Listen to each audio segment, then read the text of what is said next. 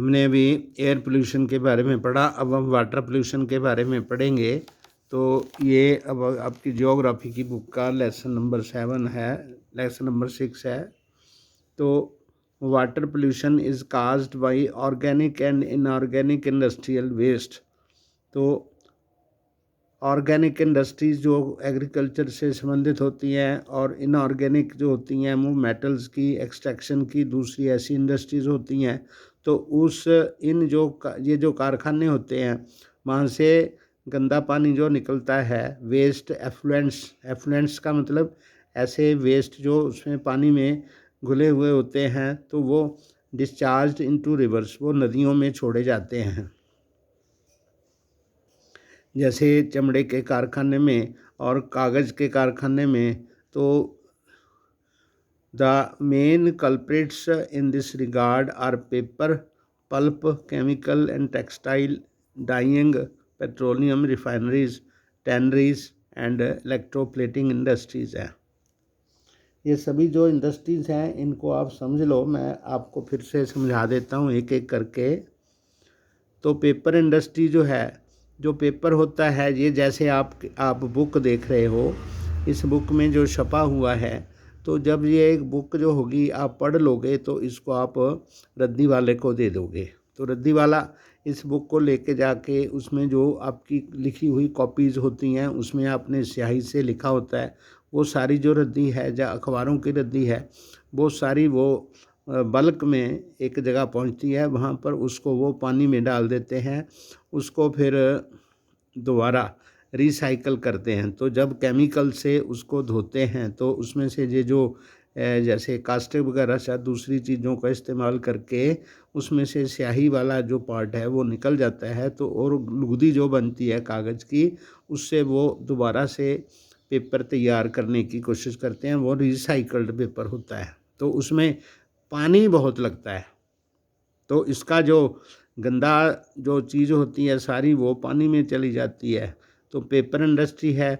Pulp होता है, जैसे वो किसी चीज़ का गुद्दा होता है, उसको उससे जब पहले पहले पेपर बनाया जाता है तो उसमें भी पानी का इस्तेमाल होता है। तो जैसे ये हम वाइट कलर देख रहे हैं बुक का, तो ये जो बुक का वाइट कलर है ये ब्लीचिंग से आया है। तो ब्लीचिंग पाउडर जो होता है, जैसे जो पेपर बनता है पल्प से बनता है, तो जो पल्प होता है लकड़ी का गुद्दा होता है, उसका रंग आपको पता है मिट्टी जैसा होता है। तो उसके रंग को ऐसे वाइट रंग कलर में चेंज करना वो पानी से होता है। तो पानी में वो सारा कुछ घुलता है। तो केमिकल्स जो होते हैं वो भी पानी में घुलते हैं। और टेक्सटाइल इंडस्ट्री है, वो कपड़ा इंडस्ट्री है। कपड़े का भी जो कपास वगैरह होती है वो उसका रंग थोड़ा मैला होता है, उसको भी ब्लीचिंग के द्वारा साफ़ करके धोना पड़ता है। धागे को भी कितना उसमें से आता है। तो पानी उसमें जो होता है बहुत ज़्यादा लगता है। तो पानी को जो गवर्नमेंट है वो तो ये सोचती है, कहती है कि जो भी पानी जो आपके फैक्ट्री में से निकलेगा उसको आप ट्रीट करके निकालो, यानी वो सॉइल को और एनवायरनमेंट को ख़राब ना करे। तो एंड डाइंग जो है, जहाँ पर चीज़ों को रंगा जाता है वहाँ पर भी रंग के बाद जो पानी बचता है उसको भी आप बाहर कर देते हो। तो पेट्रोलियम रिफाइनरीज़ हैं, जहाँ पर जो पेट्रोलियम ज़मीन से निकलता है उसको 600 डिग्री सेल्सियस तक गर्म करने के बाद जो गैसेस निकलती हैं अलग अलग टेम्परेचर पर, डीजल, पेट्रोल और उसमें लुब्रिकेंट्स भी आते हैं, उसमें बहुत सारी पेट्रोलियम प्रोडक्ट्स आती हैं, वो अलग अलग लेवल पर अलग अलग होती हैं। लेकिन उसकी जो फ्यूम्स हैं वो सारी वायुमंडल को दूषित करती हैं। सल्फ़र डाइऑक्साइड भी होती है उसमें। बहुत सारी टैनरीज होती हैं, चमड़ा रंगने का के कारखाने होते हैं, यहाँ पर चमड़े को रंगा जाता है। तो वहाँ पर भी पानी का इस्तेमाल होता है। तो वो सारा पानी जो होता है वो फैक्ट्रियों से नदियों में छोड़ा जाता है।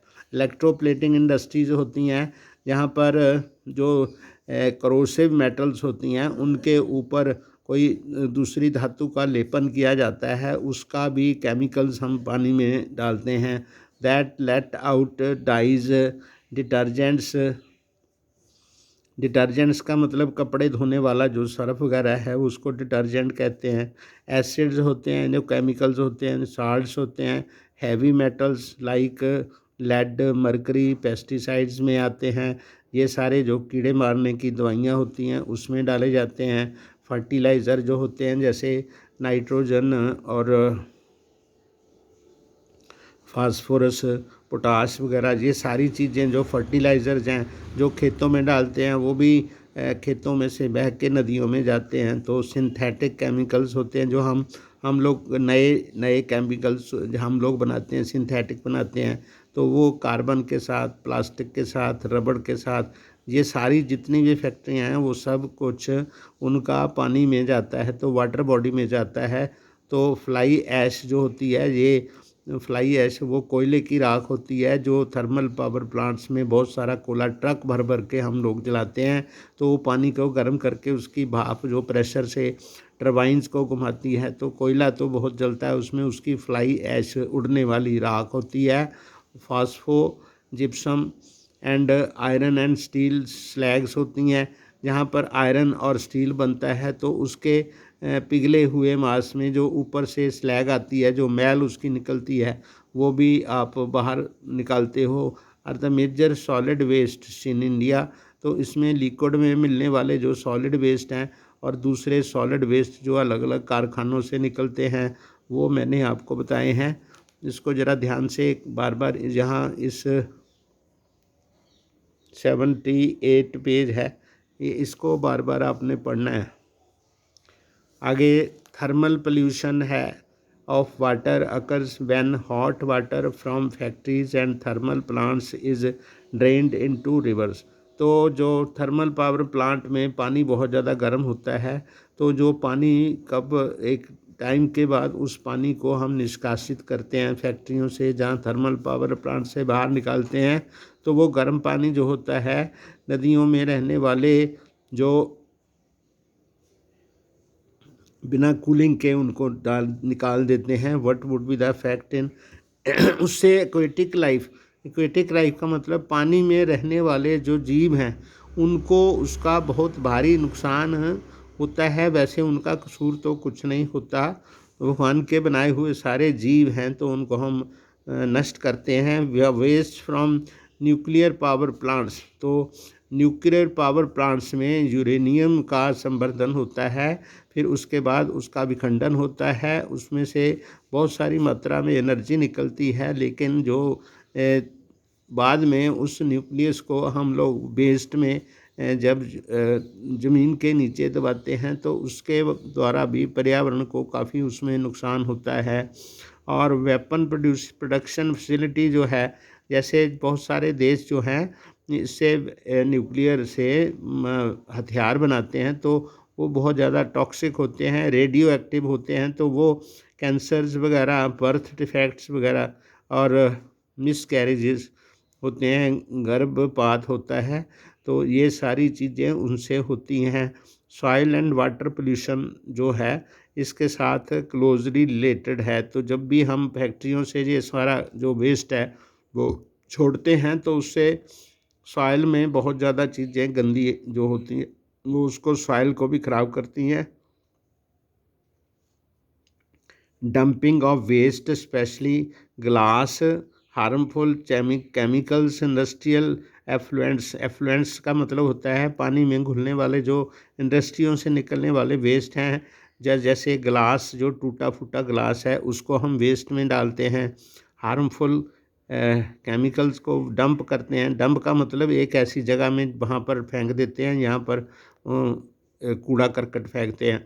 पैकेजिंग आती है जो हमारे पास हम टीवी, फ्रिज, दूसरी चीज़ों को थर्मोकोल में पैकेज करके हम वो लोग बेचते हैं टूटने से बचाने के लिए। तो जो वाइट कलर की जो थर्मोकोल की पैकेजिंग होती है वो बहुत ही ज़्यादा हानिकारक होती है। कई जो होते हैं वेस्ट को आग लगा देते हैं, उससे बहुत ज़्यादा गंदी जो गैस है वो हार्मफुल होती है, वो भी पैदा होती है।